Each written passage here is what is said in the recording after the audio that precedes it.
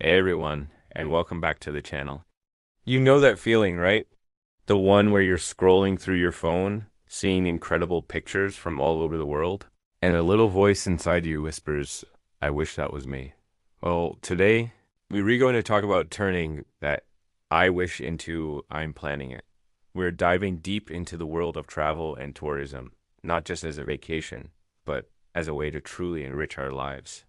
Let's be honest, the world is a massive, incredible book, and staying in one place is like only ever reading the first page.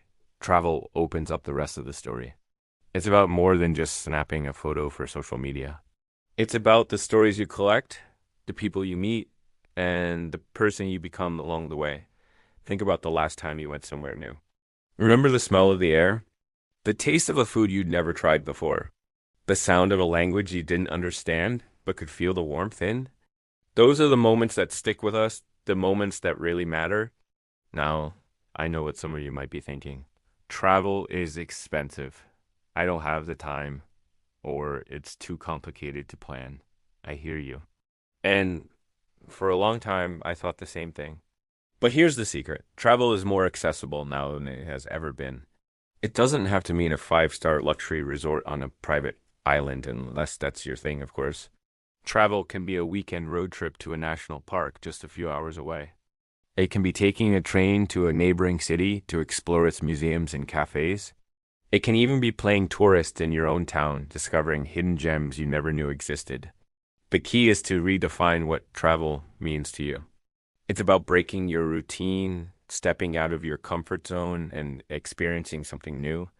And the benefits? They're huge. Studies have shown that travel can boost your creativity, lower your stress levels, and even improve your problem solving skills. When you're navigating a new subway system or trying to order food with hand gestures, you're building resilience and confidence that you bring back with you into your everyday life. So, how do you start? The first step is the most exciting. Dreaming. Where do you want to go? Is it the misty mountains of Peru, the bustling streets of Tokyo, the serene beaches of Thailand, or the historic castles of Scotland? Let your imagination run wild. Watch travel documentaries, read blogs, and create a vision board. This isn't just daydreaming, it's the first step of a concrete plan. Once you have a destination in mind, it's time to get practical, but don't let this part intimidate you. Let's break it down. First, budget. This is where most people get stuck, but it's simpler than you think. Start by figuring out how much you can realistically set aside each week or month. Even a small amount adds up over time. Look for deals on flights and accommodation. Traveling in the off season can save you a fortune. Hostels, guest houses, and vacation rentals are often much cheaper than hotels and offer a more local experience. Also, think about your spending habits on the trip. Eating at local markets and street food stalls is not only more affordable, but often way more delicious than tourist trap restaurants. Next up, timing. Look at your calendar. Do you have a long weekend coming up? A couple of weeks of vacation time? Plan your trip around the time you have. A shorter trip closer to home can be just as fulfilling as a long haul adventure. The goal is to make it happen, not to create the perfect trip that keeps getting postponed. Someday is not a day of the week. Let's talk about packing, because who hasn't sat on their overstuffed suitcase trying to will it shut? The mantra here is less is more. Seriously. Pack versatile clothing you can layer. Roll your clothes instead of folding them to save space. And remember, unless you're going to the middle of the desert, you can probably buy anything you forget. A lighter bag means more freedom to explore without being weighed down. My number one tip.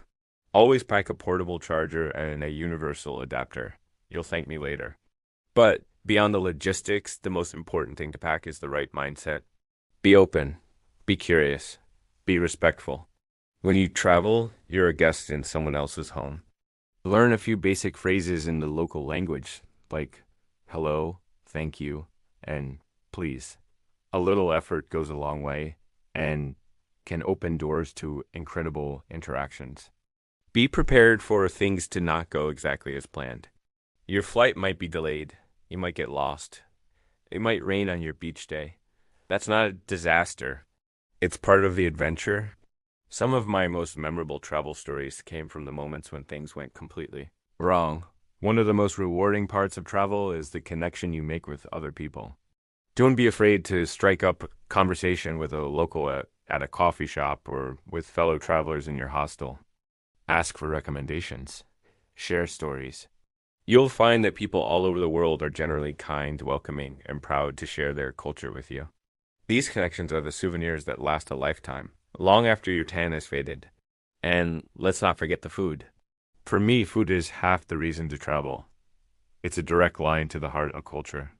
Be adventurous. Try the thing you can't pronounce. Eat at the busy stall packed with locals. Go on a food tour. Ask your waiter what their favorite dish is. Every bite tells a story about the history, geography, and traditions of a place. Don't just eat to live. Eat to experience.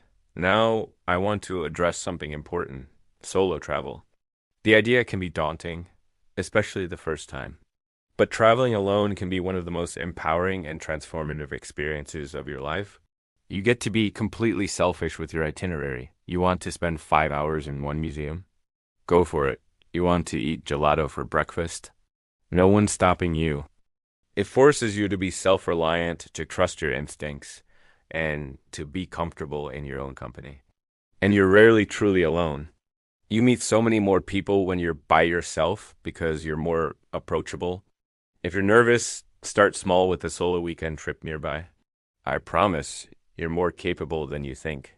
Whether you're traveling solo, with a partner, or with your family, remember to be present.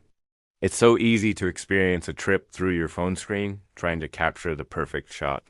By all means, take pictures to remember the moments.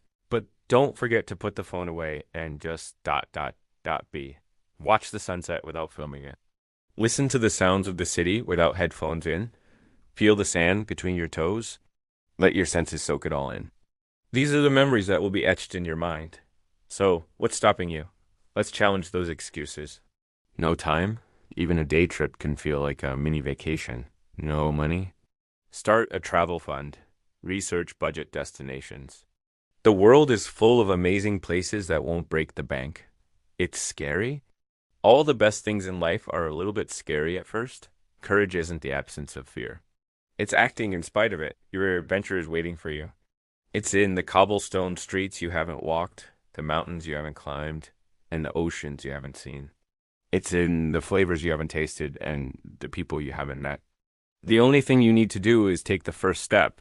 Open a new tab on your browser right now and start researching that place you've been dreaming of. Turn that I wish into I will. Thank you so much for hanging out with me today and talking about one of my favorite topics. I hope this has inspired you to plan your next adventure, big or small. What's the number one place on your travel bucket list? Let me know in the comments below. I read every single one. If you enjoyed this video, please give it a thumbs up and consider subscribing for more content just like this. Until next time, stay curious and keep exploring.